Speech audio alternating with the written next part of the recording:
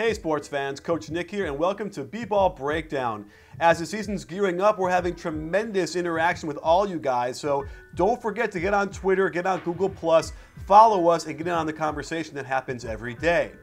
I was looking at the Bulls' offensive sets during the preseason because, quite honestly, you could argue that while their defense has become elite, it's their offense that's held them back, not creating good enough shots. Well, from what we've seen so far in the preseason, there has been an evolution in Coach Thibodeau's ideology and how he wants to run his offense. There's a little bit more creativity there, and this could be the thing that propels them over the top and gets them to beat the Heat in the playoffs. The Bulls' basic motion set has the guard make the lead pass to the wing, then cut through to the weak side corner. On the reverse, they look to get the ball in the post. If that's not open, they can run screen and roll on top, much like the Spurs do after side-to-side action. Here's the same play, but this time they swing to the corner, which triggers a screen and roll. However, Deng doesn't use the screen and gets a drive with options to hit the man in the corner or the big man in the lane. Here's that same option, but clearly the Bulls are working out some kinks because Heinrich does not cut through to the opposite corner and Boozer is way too slow cutting to the front of the rim. Here's a cool wrinkle that Thibodeau can call out of their basic motion. As Rose goes through to the weak side corner, instead of receiving the swing pass, he'll get a double cross screen along the baseline. This will allow him to attack at full speed with his man trailing. Next up is flex action, where the Bulls will screen the screener. It's still preseason, so execution is not there, but Deng set a down screen for Boozer, then gets the cross screen from Rose to post up. The spacing is off, as Rose's screen should not be set that close to the left block. Here's the same play, but when Deng sees that Hill is playing to the ball side of Rose, taking away the left block, he cuts to the right side of the floor where he can curl and set up Nazi for the little jumper. They also get flexed when Deng back screens from the post, then gets the Boozer down screen. What's nice about this play is Butler gets 2 screens in a row, and that opens up holes in the defense like this curl by Deng. And the Bulls have ripped this play directly from the Spurs playbook, with Heinrich making a shallow cut across the court. On the swing, flex is triggered on the weak side and gets Snell an open jumper. The Bulls show some basic motion before flowing right into our old friend Horns. The high post entry triggers a brush screen and rim dive by the weak side forward. Great stuff.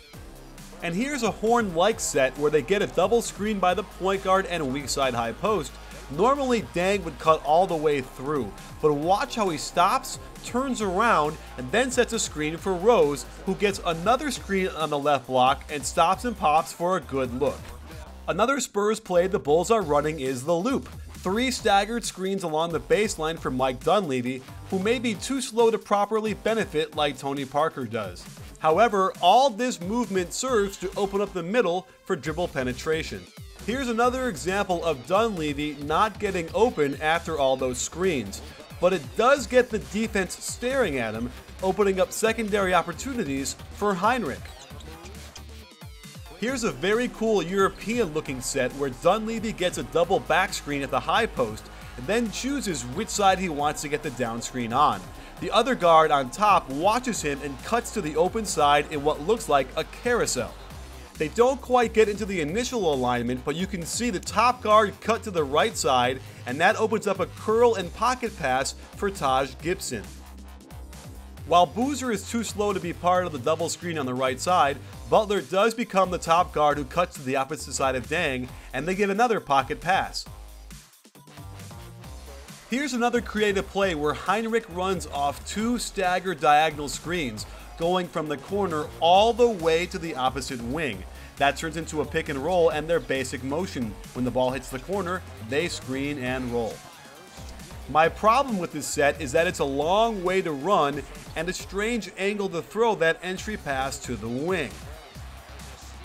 Of course, with Rose, you need your basic high screen and roll. The placement of the center is key since neither Nazi nor Noah shoot lights out from the field, but you don't want their men being able to get in the way of Rose's penetration. Here's a better example of spacing as they position Dunleavy alone on the right side, forcing his man to check Taj Gibson, who's rolling to the basket. This action should open up decent looks from 3. The Bulls also have a simple elbow screen and roll package, which clears the floor for lots of pick and pops.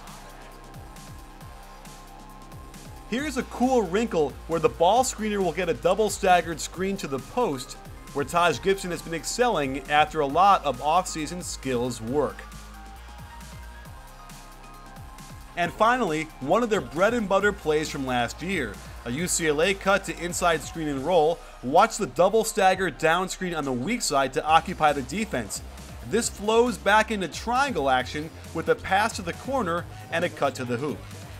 So there you have it, sports fans. Encouraging signs, because in the past, they've relied way too much on individual skill to get shots.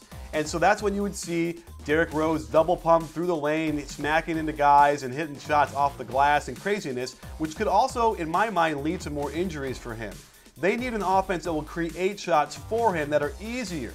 Luol Deng especially isn't the kind of guy that's going to break guys down off the dribble and create his own shot nearly as well as he will if he's playing in the context of an offense. Same with Dunleavy, and it remains to be seen if he's going to fit in as well as Korver and Belinelli have in the past. So this is certainly the right way to go if they want to take that next step and beat a team like the Heat in the playoffs. They need to be able to have an offense that generates easier shots. It remains to be seen if they can get better execution out of these things, because after all, it still is the preseason. But if they can do that, then I'm confident they're the ones who can beat the Heat, because they're the only team that has 2 elite level wing defenders. Well, thanks for joining us. Don't forget, sports fans, follow us on Twitter and Google+. And don't forget, we're not a channel, we're a conversation. You in?